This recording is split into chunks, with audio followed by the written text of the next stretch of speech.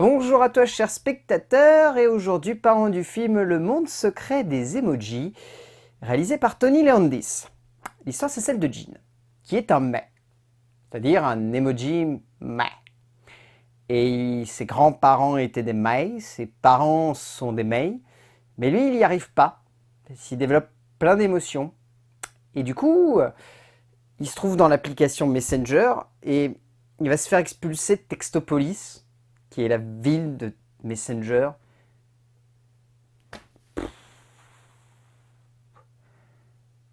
Je savais que c'était mauvais, le monde secret des emojis. Tout le monde le dit depuis qu'il est sorti aux États-Unis. Les Américains disent même que c'est l'un des pires films de tous les temps. C'est clairement l'un des pires films de tous les temps. Mais pas forcément pour les raisons auxquelles vous vous attendez. Oui, c'est un placement de produit immonde pour les emojis. Oui, c'est horrible la manière avec laquelle il est foutu. Mais au-delà de ça, c'est juste nul. C'est vraiment un mauvais film, quoi. C'est hyper convenu en termes de dramaturgie. C'est pas beau en termes de visuel. C'est beaucoup trop long pour ce que ça raconte. Et en même temps, pas tant que ça. En fait, c'est juste un film qui a pas de raison d'être, quoi, Le Monde Secret des Emojis.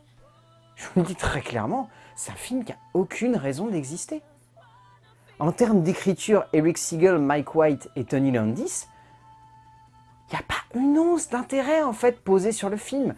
Oui, c'est encore un énième long métrage qui parle du fait qu'il faut accepter ces différences et c'est ça qui nous rend uniques et qui fait notre personnalité.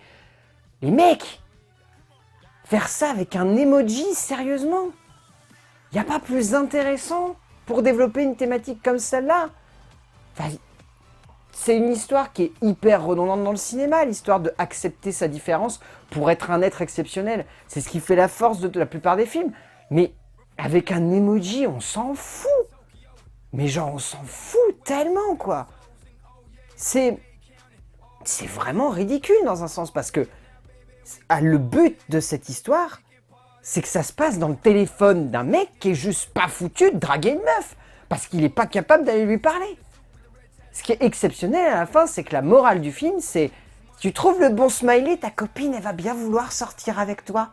Donc trouve le bon smiley pour lui répondre par SMS, parce que parler, c'est bien trop compliqué. Sérieusement, ça la morale que tu veux laisser aux gamins en sortant du film, soit dit en passant, film qui n'est pas drôle, qui contient beaucoup plus de blagues pour les adultes que pour les gamins, donc en soi, tu niques la moitié en fait de ton audience. Enfin, sérieusement, c'est pas un film pour les enfants. C'est pas drôle pour les enfants. Moi, je suis un gamin et je regarde ce film, je ne bite rien. La plupart des vannes, c'est soit des vannes salaces, soit des vannes qui sont en rapport avec des trucs que les gamins ne connaissent pas. Un gamin, il joue pas à Just Dance. C'est les adultes qui se marrent sur Just Dance, il n'y a quasiment aucun gamin qui veut acheter le jeu Just Dance. Sérieusement, ça fait pas rire un gamin de danser.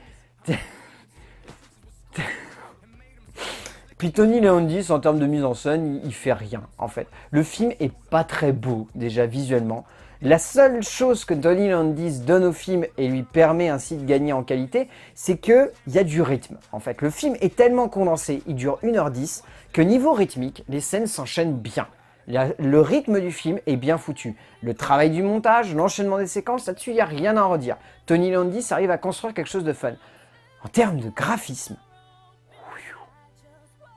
ah, ça passe pas. Ah, ça passe vraiment pas.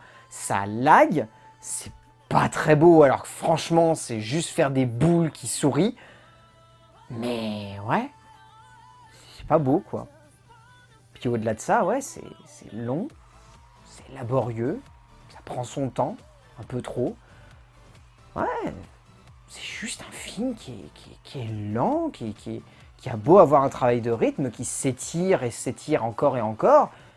Tony Landis, ouais, il a vraiment fait un film qui ne sert à rien, qui va être oublié dans la fraction de seconde où il va te passer en salle. Et puis, le souci, c'est que, niveau casting vocal, Anna Faris, elle est très bien. Il n'y a rien à en redire, elle a un vrai charisme, et elle arrive à emporter son personnage.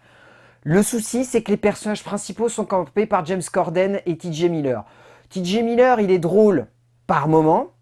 Moi, je le préfère étrangement quand il est plutôt dans des rôles sérieux, mais On préfère lui foutre tout le temps le rôle du comique de service, ce qui lui vaut de crever dès le début du film dans Transformers l'âge de l'extinction. Et James Corden est juste horripilant dans la voix du Thumbs Up. Mais non, dans la voix du High Five en plus, c'est le High Five qui joue. Mais les deux sont horripilants. Donc pour faire simple, Le monde secret des emojis, c'est un film qui n'a que pour seule utilité de vendre l'application Candy Crush, l'application Just Dance et Dropbox. Et de vous faire utiliser des smileys pour draguer les meufs. Mais ça, je reste sceptique là-dessus. Mais après, pour faire simple, Le monde secret des emojis de Tony Landis, faut pas aller le voir parce que déjà vos gamins ils vont pas rire. Et de deux, vous allez trouver le temps très terriblement long parce que vous allez avoir la sensation de juste regarder votre téléphone en fait. Donc vous pouvez largement vous en passer de ce film. Très largement même. A plus!